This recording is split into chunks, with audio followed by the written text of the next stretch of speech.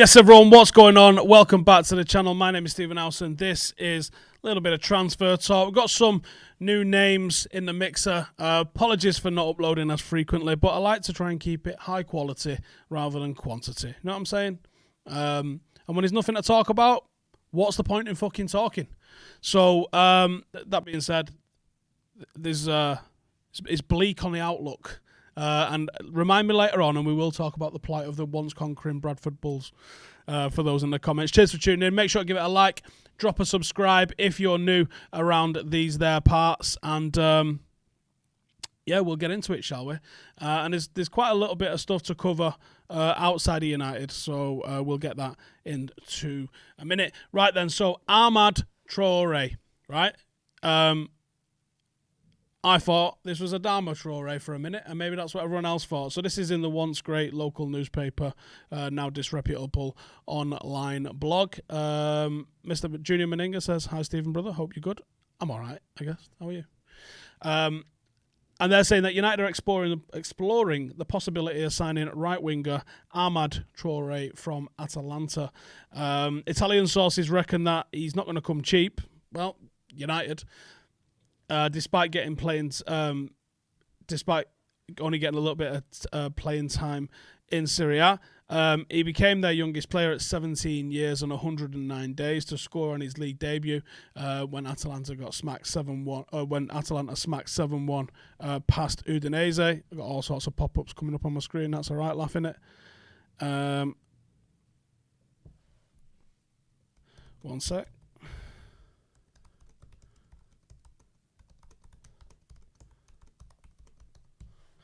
So he has been a regular for the under-19s, as you would expect, where you can actually get some more data on him than what we've seen from him in the first team, which has obviously been limited. And he got 7 goals and 11 assists in 24 games, which is pretty respectable. So I guess we'll see how that plays out in the long-term sort of plan of things. Someone's saying pissed off. Do I sound? Oh, you're pissed off. I was going to say, am I pissed off? I've just had a beer. I'm not that pissed off. He's from Ivory Coast, 18 years of age. It's pretty much all we can really say about him at the moment. Don't really know him.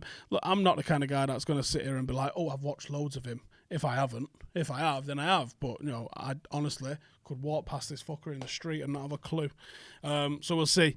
Thiago, Bayern Munich are still expecting him. An offer from United for Thiago, and his move to Liverpool depends on Wijnaldum. Obviously, seemingly a target for Barcelona, which is bananas, isn't it? Like, how are Liverpool going to finesse that? And the way everything's going, the way 2020 has gone, Liverpool managing finesse Wijnaldum out of the door and bringing in Thiago as a replacement is just everything, isn't it? Jesus. But we spoke to Christian Falk this morning on Stretford Paddock, and he was saying that United are still expecting an offer for Alcantara. For me, he might be on decent-sized wages, but get the guy. The guy's absolutely quality. He's a good age. He's genuinely class. He's not over the hill yet. This isn't someone that's had loads of injuries. This is a good player. Probably a little past his peak, but still extremely good. And I think he'd make a fantastic addition to United. Just not sure United board feel the exact same way. Sancho then. United board are still convinced that they can sign Sancho. Romano said on the Here We Go podcast, and United seemingly think that they're going to play poker. United are going to be like, yeah, you'll sell him us. And we'll just wait till the end of the window and get it done at the end of the window. Right.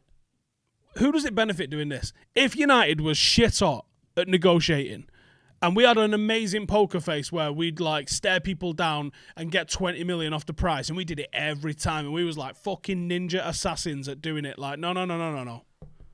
That's how much you're getting. And that's how much we paid. Then you'd be like, okay, I can understand the reasons why we're doing this. In the last 3 years, we've saved over 100 million, and that might have funded this transfer. But it isn't the fucking case. What happens is United go, oh, we ain't paying that. And then we pay it at the last minute. And you're like, right, for how much you've just saved for him not being here for 3 weeks, 4 weeks, 6 weeks, 12 weeks, that's places in the league. We start fucking Saturday. That one loss, if we lose, or if we lose next week, could have a massive impact on Champions League football, on a title race, on anything, and you're willing to risk it over a couple of fucking quid, is bullshit. It's absolutely bullshit. Sancho has told Dortmund board last week that he won't go on strike, but he would be happy to join United if they were to sell him. Me and McCall had a little chat about this a second ago, which will be going on his channel tomorrow. And I don't think you can ask Sancho to kick off and burn all his bridges at a football club that he plays for and who pays his wages. I don't think that's fair, and I don't think that's right.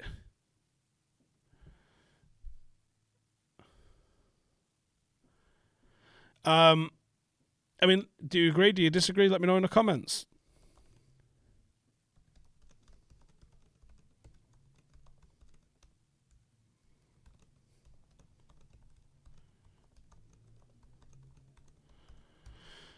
Right, Bale and Reguilon.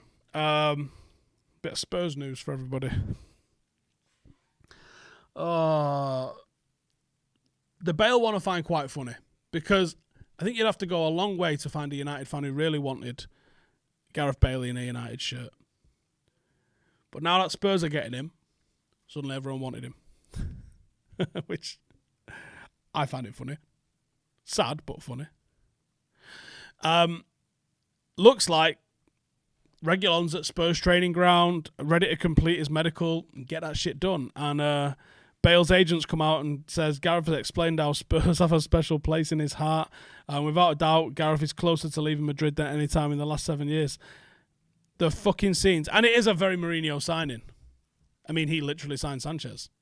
It is an ultimately Mourinho signing completely. Reguilon, I liked him, to be honest. Here's the nightmare situation because I understand the club's position in not wanting someone else to hold all the aces in terms of the sell-on clause. But for starters, those clauses aren't enforceable in England.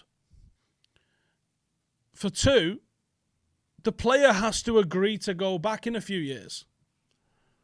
So it's not like they just come and take him in 2 years if they want him. I think United could have been... If you want to play poker, that's how you play poker. Like, put your fucking clause in. Watch me if I don't want to sell him. Just ignore the fuck out of it. Hard. And yes, I see people in the comments saying United are bigger than a buyback clause. Totally agree. And I would rather it that way than the other way. But are we too proud to understand where we are as a football team right now and what we need to do? It's not like we've got people fucking queuing up at the moment, is it? This was a great player at a great price. Know what I mean? Mate, stick to football. The law is not your forte. Well, it ain't your fucking forte, mate, because I'll repeat it for the thick. Clauses are not enforceable in England. If they were, don't you think what's he fucking called? Suarez would have gone to Arsenal because he had a line in his contract which said anything over 40 million and Arsenal bid 40 million and a pound. If they just worked, surely he would have gone to Arsenal. Doesn't work like that. 30 million essentially for someone who might not start. Who's that for? Oh, is that for Bale? It's not 30 million, is it?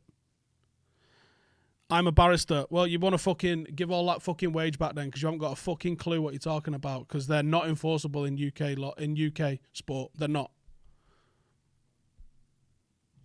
Deal with that. What's this? What are you showing me? Highlight it. What? All right, well, I've got it here on my screen. Cam's trying to show me this chat on that screen while I'm looking at it on this screen. Thank God we're not getting Sergio or Bale because Sergio with a buyback clause would be risky. I honestly don't think it'd be risky, to be honest. It seems like maybe Tellez is going to be an option. It's a nightmare. Under English law, a buyback clause is lawful. Show me one example of it ever being fucking used. And I'll show you plenty of examples of where they've been completely fucking ignored, such as Suarez and Arsenal. They're unenforceable. And they're also unenforceable because, okay, you might say that this is a contractual law, but there's transfer windows. And I will drag that contract out past the end of a transfer window when you can't no longer sign that player. They're unenforceable. They're not like the legal ones where someone turns up with a hold all full of cash and off you fucking pop. They're not the same. They're gentlemen's agreements that are written down. They are not enforceable. And if you're a barrister, you need to go fucking give all that money back, mate, or go and burn your fucking degree because you haven't got a fucking clue what you're talking about. Bailey's on 600 grand a week. Is that how much he's on? Jesus. Regulon, what was that one? Regulon wanted the clause, not worth it because he was bound to go in a year or two. Well, if he was asking for the clause, then that's something in it. I think Tellez is better than Regulon. I'm not sure on that one, to be honest. I think Regulon probably was better. What if the player kicks up a fuss and wants to return to Madrid in 2 years? The club did the right thing. See, it's one of them, innit? Damned if you do, damned if you don't. 2 weeks ago, no one gave a fuck about Regulon. There was a couple of people who wanted him, but not many. And genuinely, no one gave a fuck about Gareth Bale. Now they're both going to Tottenham. Everyone spat the dummy out because we're not doing business. If United had done better business, no one would have an issue. The fucking so-called barrister in the comments says, where's your law degree? Well, in the same place yours is, mate, in fucking made-up land because you don't have a fucking scoop. Problem with Tellez is that he's a pure attacker. I haven't seen any defending highlights, and I can't say I watch Porto games unless it's Champions League, says Ivan. He's definitely a good attacker. He's not the complete 180 of Wan-Bissaka, though. He has got defensive qualities, but he's also not Wan-Bissaka defensively. But maybe you want that. Maybe you want an asymmetric defence where one of them is the one that goes and one of the ones that stays. And maybe that's the one. Simon says, Steve, are we going to win the league? No. I don't know if we can get top 4 without reinforcements. I was basing, United could easily come top 3, easily, maybe even second, on the proviso that we bring in reinforcements. And I was thinking like a centre-half, a midfielder, Sancho, something along those lines. Fucking hell. If we just go with Donny van de Beek, you're like, all right, so we've strengthened midfield. There wasn't really a hole there. Now fucking what? We've still got a hole at right wing. Clearly there's an issue at left back. Whether you lot would agree or not, Ollie clearly sees an issue at left back because he's been trying to fucking buy him. And I would say there's an issue at centre half. I could make a case that you got to try and find a replacement for Matic. What are you fucking doing? Williams to shine, and hopefully Delot to impress Bay. I think Delot's gone. Some talk that he was going to Everton. It died off, but I think there's something in that. Get those Glazers out, says Juan. Mate, if I had 5 billion, I'd be there for you. Unfortunately, I do not. Bale get injured and go and find the best golf club in North London. There's probably a few around there, isn't there?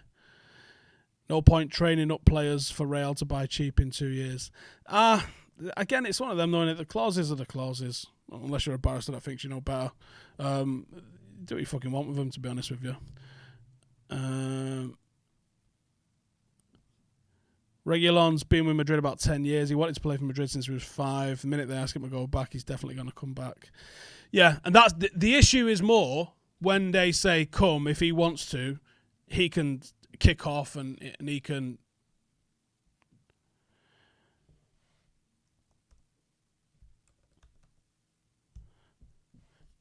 he can kick off and sulk and just not do anything, and that's where the issue is then, isn't it? The issue is then you got a player who doesn't want to be here. It's more about what the clause represents than the actual enforceability of it.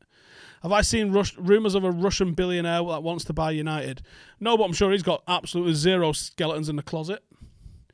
Mengi more unlikely to get a first-team spot than Tuanzebe. I would say only on the basis of... his injury proneness, as in lack of injury proneness, which is something obviously Tuanzebe suffers with. One of the first team players was saying Mengi is fucking sick, but you can wind him up. Like, you can get a foul out of him, which is not a great thing at penalties for penalties, certainly when it's the VAR era. You don't really want a guy that's someone that you can get under the skin of a little bit. I like Mengi.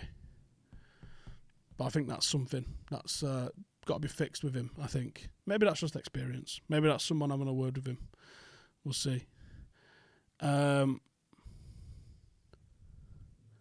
The rumours about the Ortegas have disappeared. Do I know anything about it? Yeah, it was bollocks.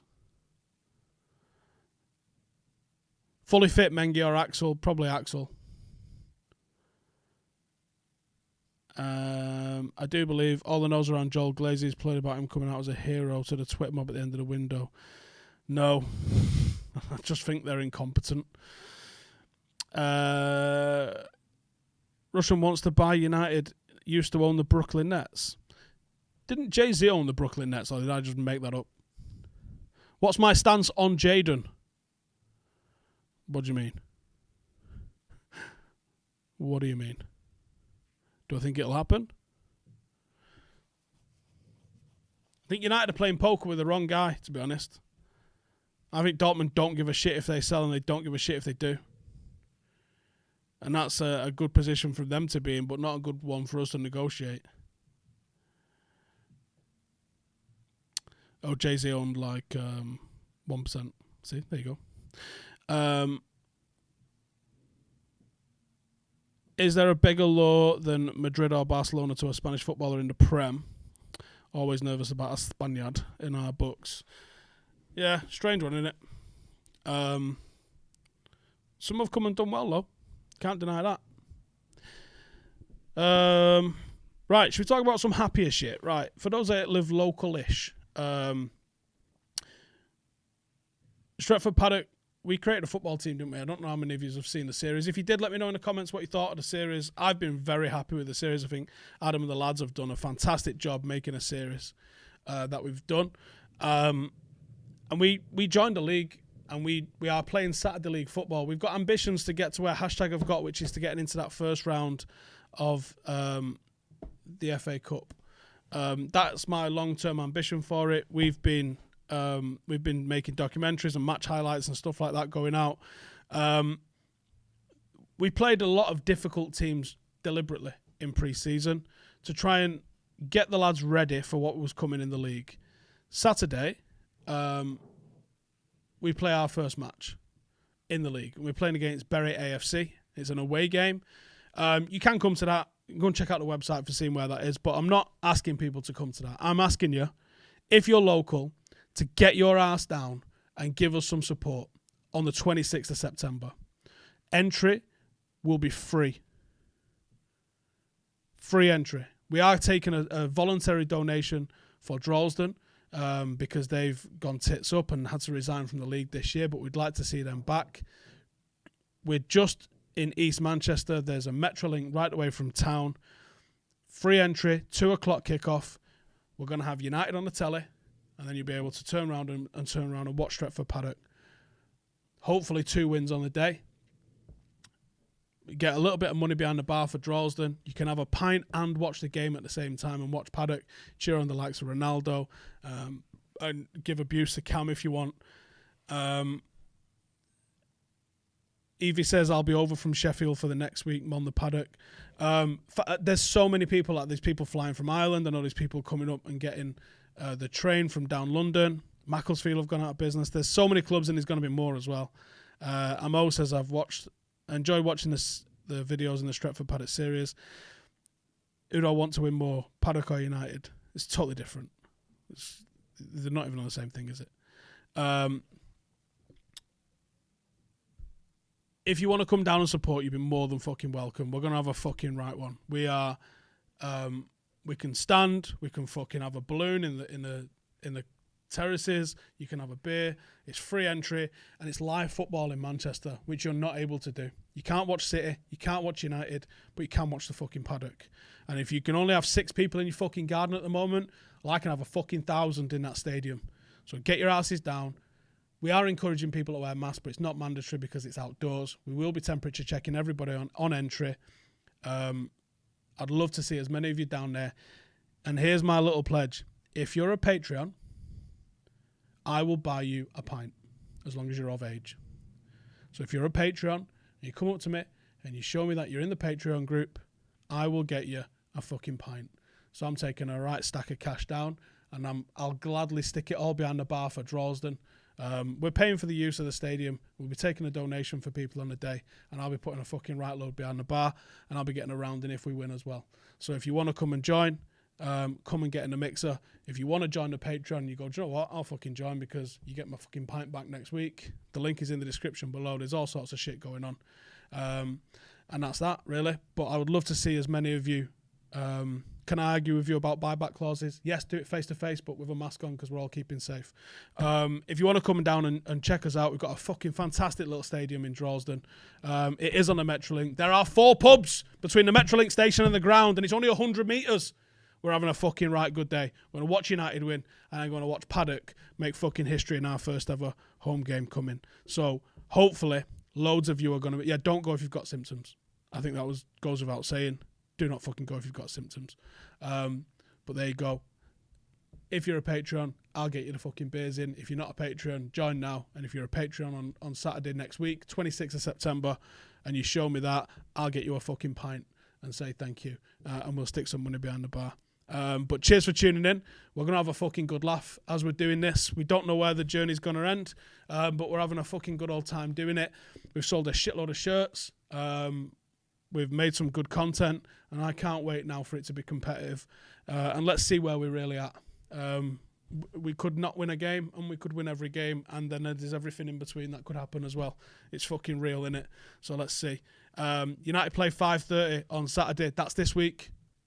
Next week is the home game that we're telling you to come to. 26th of September.